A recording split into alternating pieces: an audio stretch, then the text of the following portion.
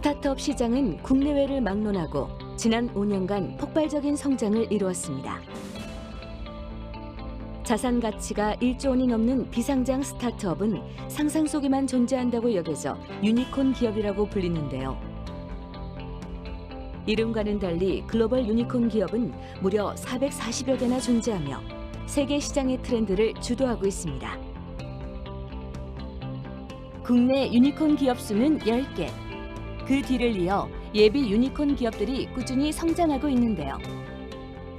과학기술로 고속 성장세를 기록하고 있는 스타트업은 어떤 곳들일까요?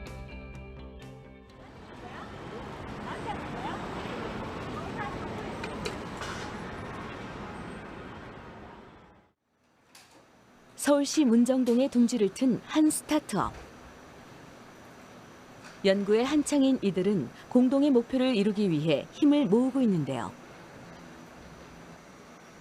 이들이 관심을 두고 있는 건 다름 아닌 신약입니다. 난치성 면역질환 치료제를 개발하는 건데요. 과연 이들은 어떤 기술을 바탕으로 신약 개발에 도전장을 내밀었을까요? 그 비밀을 확인해 보겠습니다. 설립 3년 차에 접어든 바이오 기술 스타트업. 최근 이들은 면역 항암제의 임상을 앞두고 바쁜 나날을 보내고 있습니다. 보통 하나의 약물을 개발하기 위해 최소 10년의 시간이 필요하다는 점을 고려했을 때 이들의 빠른 성장세를 짐작할 수 있는데요. 이는 면역학을 전공한 기초과학자 장명호 대표와 기초과학을 연구한 의과학자 남수현 대표가 구축한 스타트업 특유의 유연한 대처법과 기술이 있었기에 가능했습니다. 다양한 난치성 면역 질환들을 치료하기 위해서 이중융합 단백질 플랫폼 기술을 활용해서 신약 개발에 도전하는 바이오 벤처입니다. 신약 개발이라는 것이 먼 것이 아니라 어떤 좋은 아이디어와 플랫폼이 있으면 한번 도전할 수 있다는 주위의 생태계를 보고 저도 자신감을 얻고 도전하게 되었습니다. 이곳 연구진이 주력하고 있는 신약은 암 치료에 도움을 주는 면역 항암제입니다.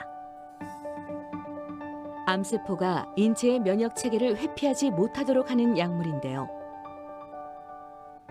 특히 이곳에서 개발한 면역 항암제에서 주목할 만한 기술이 있다면 바로 이중융합 단백질을 활용했다는 겁니다. 서로 다른 작용 기전을 가진 두 개의 단백질을 붙여 암을 치료하는 건데요. 면역세포 저해 단백질을 차단함과 동시에 T세포의 활성을 도울 수 있죠. 즉, 면역세포의 능력을 높여 암세포를 효율적으로 공격할 수 있게 하는 건데요. 이로 인해 항암제 두 개를 동시에 쓰는 효과를 낼 수 있다고 합니다. 두 개의 단백질을 붙여 신약을 개발하는 일은 장명호 대표의 아이디어에서부터 시작됐는데요. 이들의 목표는 환자에게 높은 효능을 발휘하면서도 안전한 의약품을 개발하는 것. 한 곳을 보고 함께 달려가는 연구원들이 있기에 신약 후보 물질 개발에 속도를 낼 수 있다고 합니다. 결합이 됐다가 떨어지는 게 느리니까 저희 후보 쪽이 좋은 것 같긴 한데 네, 맞습니다. 좀 더 친화력을 결합도를 올려서 환자들이 적은 양으로 맞을 수 있는 좀 더 나은 걸 개발한 것 같아요. 네. 신약 후보 물질이 신약이 되기 위해선 여러 과정이 필요한데요. 보통 스타트업에서는 임상에 앞서 기술 이전이 이루어진다고 합니다.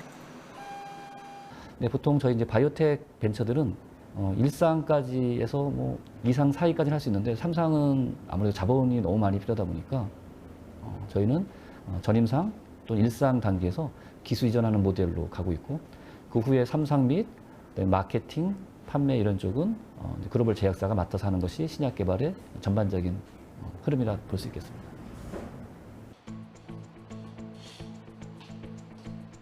여느 스타트업처럼 바이오 기술 스타트업에게도 자본은 큰 숙제입니다.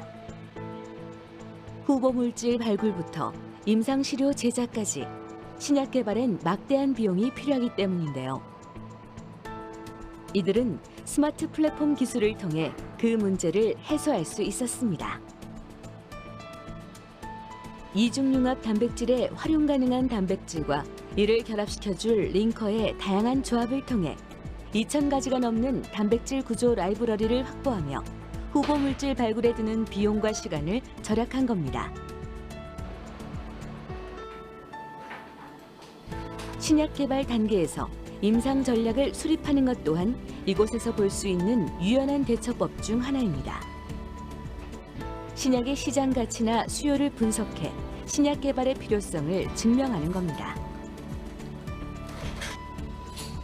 이 과정이 진행되는 동안 신약의 효능을 증명하기 위해서 임상시험은 어떻게 진행되어야 하는지 임상시험 디자인에 대한 전략도 수립하는데요. 이들은 개발한 신약 후보 물질이 상업화되기까지 일련의 과정들을 관리하며 임상을 수행하는 역할을 담당하죠. 언맷 메디컬 니즈가 무엇인가, 과연 환자분들과 의사 선생님들이 실제로 원하는 약이 어떤 것일까, 그리고 그게 결국에는 이 약의 개발 필요성과 직결되는 부분이거든요. 그리고 이제 타겟 프로덕트 프로파일, 그러니까 어떤 이 약이 이미 개발되기 전에도 청사진을 그리는 겁니다. 그래서 이 약이 과연 허가받을 때 어떤 모습일지, 시장에는 어떤 약들이 있고 그 약 대비 우리는 어떻게 해야 차별할 수 있을 것인가, 이런 것들을 좀 연구를 많이 하고요.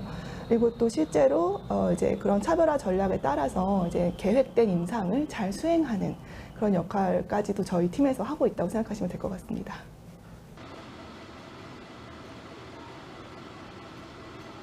사람을 대상으로 하는 임상이 진행되기까지는 수많은 과정을 거쳐야 합니다. 후보 물질을 발굴하고 그 물질이 잘 자랄 수 있는 환경을 찾아야 하며 효능을 증명하기 위한 전임상도 진행돼야 하죠. 그만큼 오랜 시간이 소요된다는 건데요. 이후 임상에 들어간다 할지라도 최소 3년의 시간이 필요합니다. 이에 앞서 임상 진입 전략이 구상돼 있다면 임상 준비 기간을 단축할 수 있는데요. 이는 곧 신약 개발에 소요되는 기회비용을 줄이고 신약 개발에 속도를 낼 수 있다는 뜻이기도 하죠. 개발하는 새로운 신약들의 개발 전략이 기술 이전 전략과 잘 얼라인이 되어서 우리가 이런 리소스들을 굉장히 효율적으로 잘 배분하고 또 집중해서 꼭 필요한 그런 실험들만 하기 때문에 굉장히 시간적으로도 굉장히 신속하게 또 굉장히 전략적으로 굉장히 효율적으로 신약 개발을 잘하는 그런 회사라고 생각을 합니다. 한 분야의 전문가이기에 고안해낼 수 있었던 아이디어와 스타트업이 가진 도전의식을 바탕으로 유연하게 성장해 나가는 이들.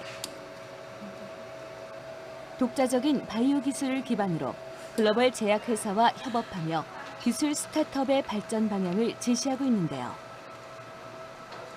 난치성 면역질환 치료제의 개발, 그리고 스타트업이 가진 가능성을 더욱 기대해도 좋을 것 같습니다. 이제는 단순한 어떤 항체 의약품 가지고는 난치성 면역 질환들을 완치할 수 없다는 것들이 사실로 여겨지고 있습니다.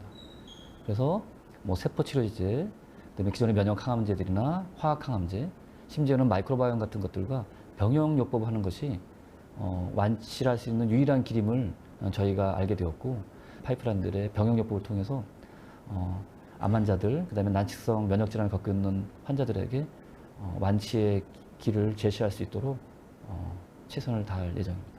사실 이게 신약 개발이라는 거는 학교에서도 가르쳐 주지 않고 책에도 없는 내용이거든요. 근데 이제 저희가 정말 이렇게 성장 발전을 잘할 수 있는 어떤 전략이라든가 이런 많은 노하우들이 쌓이게 되면은 저희가 신약 개발 대학원을 만들든지 아니면 어떤 이런 교육기관 같은 그런 프로그램을 운영해서 신약 개발 해보고 싶은 젊은 친구들을 이제 많이 좀 가르치고 싶어요.